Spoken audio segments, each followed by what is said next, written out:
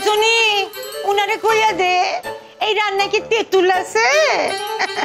গঙ্গা যমুনা তেঁতুল দিয়া রাঁধে, আর এটা তেঁতুল ছাড়া হয়েছে। এটা আমার দেওয়ার নাম ইলিক জিলিক। কইয়া দে, চাইখা দেখতে কো। এরপরে রান্না করলে এটাকে গঙ্গা যমুনাই বলবে না, ওটা তো ইলিশে ইলিক ঝিলিক তো। অ্যাকচুয়ালি আন্টি এটা একরকম দেখতে, তাই আপনার রকম লাগছে। আর খেতে ওখানেই তো তফাৎটা। আপনি গঙ্গা যমুনা নিশ্চয়ই রান্না করেছেন? হ্যাঁ করি। আপনি নিশ্চয়ই তাতে তেঁতুল দেন? হ্যাঁ দিই। তেঁতুল না দিলে এমন চেহারা হবে কি করে? এক্স্যাক্টলি। কিন্তু আপনি এটা খেয়ে দেখুন, ইলিক ঝিলিকে তেঁতুল থাকে না, বাট দেখতে একই রকম। এটাই হচ্ছে স্পেশালিটি।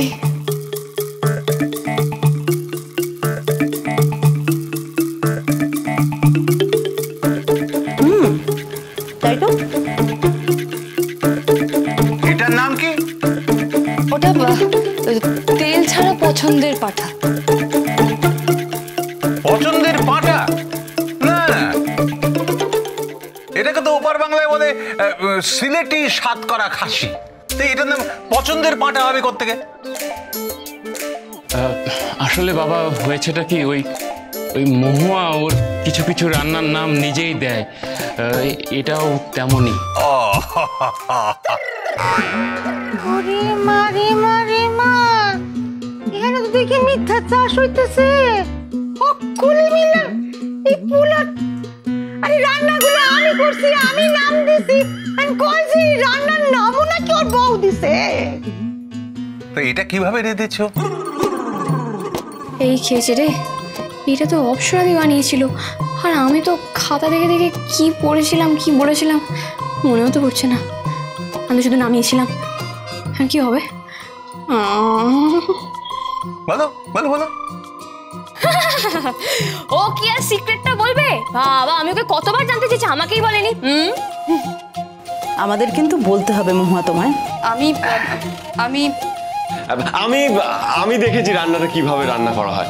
ওই ফার্স্টে ওই কাঁচা পাঁঠাটাকে টুকরো টুকরো টুকরো টুকরো করে কেটে নিতে হয়, তারপর মাংস তো ছোট ছোট টুকরো করেই কাটতে হয়। হ্যাঁ, আর আমার হাতে তো ধরাই হয়েছে, সাইজ দেখেই বুঝতে পারছি।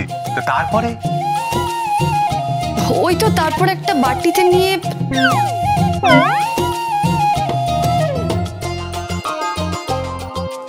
যে মাংসগুলা ধুইয়া জল ঝরাইয়া অল্প তেল দিয়া মাইকা রাখতে হইব। মাংসটা ধুয়ে জল ঝরিয়ে তাতে অল্প একটু তেল মাখিয়ে রাখতে হয়, একদম নাম মাত্র। অল্প লবণও দিতে হইব, তাতে একটু নুনও মাখিয়ে রাখতে হয়। আর কয়াতে মশলা লাগে 18 রকমের। মশলা লাগে 18 রকমের। আর আসল জিনিস কি? চাইল লিকার। এতেই বাইরে গন্ধ রং সবকিছু। কয়াতে হ্যাঁ, আর এই রান্নার আসল জিনিস হইল গিয়া চায়ের লিকার। এইটা ছাড়া এই রান্না হইবও না, আর রান্নার রঙও আইব না।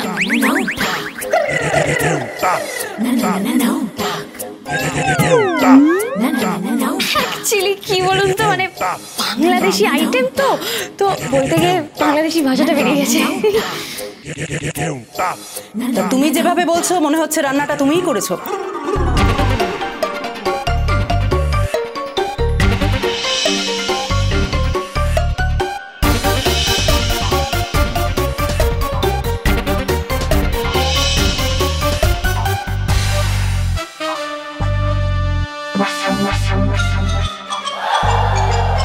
অপ্সরা, এই অপ্সরা, অপ্সরা, আরে কোথায় তুই? আরে বাবা এখন তো খুঁজেই পাওয়া যাবে না, টিকি চিমর জন্য দেখা যাবে। এসে গেছে, এই যে টিকি ক্যারের টিকির মালিকও এসে গেছে। ও মা, একটুখানি আগে তো সেলের বাজারে দোকানদারের মতো চিল্লাচ্ছিলে, এখন আবার হরতালের দিনে দোকানদার হয়ে গেলে কেন গো? গ্যাসের সিলিন্ডারটা কোথায়? এই উত্তর দিলে না যে? কিসের উত্তর? কি জিজ্ঞাসা করা হলো? আমি তো শুনতেই পাইনি, আমি তো কানে হাত দিয়েছিলাম তাই। শোনাচ্ছি, গ্যাসের সিলিন্ডারটা কোথায় অপ্সরা? সিলিন্ডার? ওই যে লাল মতো, ওই বড় মতো, ওই যে ওইটা। আমাদের সঙ্গে মজা করা হচ্ছে? হ্যাঁ, তুমি সিলিন্ডার চেনো না?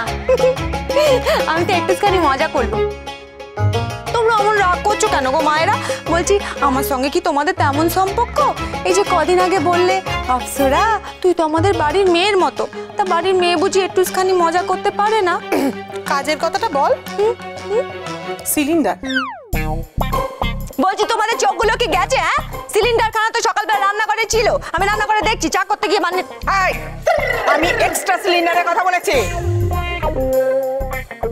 চা নেই, কোথায় গেল গো? সেটা জানলে কি তোকে জিজ্ঞেস করতাম রে? ও বড় মা, সিলিন্ডার খানা কোথায় গেল গো? কোথায় গেল গো? অপ্সরা, এবার কিন্তু সত্যি আমি তোকে মারে ফেলবো। আহা বৌদি, তুমি ওকে মারবে কেন বলছো বলো তো? ও তো আর আমাদের এই রান্নাঘরে আসে না, তাহলে ও সিলিন্ডার কোথায় জানবে কি করে? তাহলে কি সিলিন্ডারটা পাখা বাঁচালে ঠাকুরপো যে উড়ে চলে গেল? বৌদি আমি বলি কি, গ্যাস তো উবে গেছে। হয়ে গেছে, এবার যাও এখান থেকে। দাঁড়িয়ে ভুল ভাই বকছি। আমি জানি সেটা কোথায়। মেজো, চল তো। চলো। কোথায় যাচ্ছেন আপনারা? ওদিকে তো শত্রুপক্ষ রান্নাঘর, পা দেবেন? কি হচ্ছে কি বলো তো? তোমরা একটা গ্যাস সিলিন্ডারের জন্য এত বাড়াবাড়ি করছো কেন? আরেকখানে অর্ডার করে নাও না, তাহলে তো হয়ে গেল। এই সিলিন্ডারটা কে ফেরত দেবে? তোমার। আমাকে একদম এইসব ব্যাপারে জড়াবে না। বলছি আপনারা তো কেন কষ্ট করবেন, আমরা সবাই আছি তো। অপ্সরা, অপ্সরা, অপ্সরা তুমি দাঁড়িয়ে আছো কেন? চলো খাটের তলাটা একবার খুঁজে দেখি। হ্যাঁ, যদি গড়াতে তা তুমি একা যাবে কেন? সত্যি তোকে নিয়ে যাওয়ার সঙ্গে। তারপরে তোমার ঘরের খাটের তলাটা ভালো করে দেখো, হয়তো তারকনাথ খেলতে খেলতে ভেতরে ঢুকিয়ে দিতে পারে, তাই না? আপনি একদম ঠিক বলেছেন, আমি খাটের তলাটাই দেখি। তারকনাথ হয়তো খেলতে খেলতে চলে গেল তো, চলে গেল তো। বৌদি এবার কি হবে? ধুন্ধুমার কাণ্ড। রান্নাটা তুমি করেছো? আমি না, আমি তো রান্না করতেই জানি না। কোনদিন করেইনি। হ্যাঁ, ও তাই বুঝি? তার রেসিপিটা জানলে কি করে? রেসিপি তো আমি দেখে বললাম। তখন বললে এটা মহুয়ার সিক্রেট, আর এখন বলছো এটা তুমি দেখে জেনেছো। মিথ্যাবাদী। সবাই এখানে মিথ্যে পারে, সবাই সবাই সবাই। এমনকি আমাদের ছেলেটাও। তো লজ্জা করে না? এমন মেয়েকে ঘরে আনিস যে মিথ্যা কথা বলে? বেশ করেছে, মিথ্যে বলেছে। কেউ যদি সুইসাইড করে তখন তাকে অপরাধী বলা হয়, আর তার থেকেও বেশি অপরাধী সে হয় যে তাকে সুইসাইড করাতে বাধ্য করে। এটা নিশ্চয়ই আপনারা মানেন। মানে? তো আপনারা তো সেটাই করছেন, আপনারা তো বাধ্য করছেন ওদেরকে মিথ্যা কথা বলতে। ভারী অদ্ভুত শর্ত তো আপনাদের। মেয়েকে নাকি শাড়ি পরতে জানতে হবে, মেয়েকে নাকি রান্না করতে জানতে হবে, আবার দেশে রান্না নয়, পূর্ব বাংলার রান্নাই করতে জানতে হবে মেয়েকে। কেন এরকম শর্ত রেখেছেন আপনারা? তা আমাদের যেমন ইচ্ছে তেমন বউই তো খুঁজবো। আচ্ছা, তাহলে আমি ওরকম মেয়ে এনে দিই যে পূর্ব বাংলা রান্না করতে জানে। হ্যাঁ, দেখবেন সে মেয়ে এসে বাংলা রান্না করে আপনাদের খাওয়াবে, সে মেয়ে শাড়িও পরতে জানবে, আর বাংলা রান্নার সাথে সাথে আপনাদের নাকানি চোবানিও খাওয়াবে। তখন তো আপনারা কপাল চাপড়ে কাঁদবেন। তাই বুঝি? তা এই মেয়ে যে আমাদের নাকানি চোবানি খাওয়াবে না, এর কি গ্যারান্টি আছে? আচ্ছা, এই মেয়ে যদি নাকানি চোবানি খাওয়াতে চাইতো তাহলে আপনাদের জন্য এত কিছু করতো না। পরিষ্কার বিজিতকে বলতো চলো আমরা একটা আলাদা ফ্ল্যাটে শিফট হয়ে যাই, কিন্তু ও সেটা বলেনি। ও বলেছে ও সবার সাথে থেকেই সংসার করতে চায়। সরি টু সে, একটা কথা জানলে আপনাদের খারাপ লাগবে। বিজিত কিন্তু মহুয়াকে বলেছিল আলাদাভাবে ফ্ল্যাটে শিফট করে যাই চলো, কিন্তু ও বলেছিল না। কেন বলেছিল? কারণ আপনাদের জন্য ভাবে, আপনাদের জন্য কেয়ার করে, তাই আপনাদের জন্য এভাবে শাড়ি পরেছে। আপনি জানেন এই সমস্ত রান্না আমাদের ওখানকার। হ্যাঁ মানছি, ও আমাদের ওখানে গিয়ে কি বলেছিল? ও বলেছিল ওর নাকি জীবন মরণ সমস্যা। কেন বলবে মেয়েটা এরকম কথা যদি আপনারা বাধ্য না করেন? শুনুন, মেয়েটার মনটা দেখুন, যদি আপনাদের মন থেকে থাকে তো। নির্ভীক বাবু চলুন এখান থেকে। চলুন। মহুয়া, আই এম সো সরি, আমি তোমাকে হেল্প করতে এসে পারলাম না। Please Babu sorry. আমি বলতে বাধ্য হলাম আলাদা হয়ে যাওয়ার কথাটা, কিন্তু আপনি কষ্ট পাবেন না, কারণ আপনাকে ওনারা বাধ্য করেছে। ভালো থাকবেন।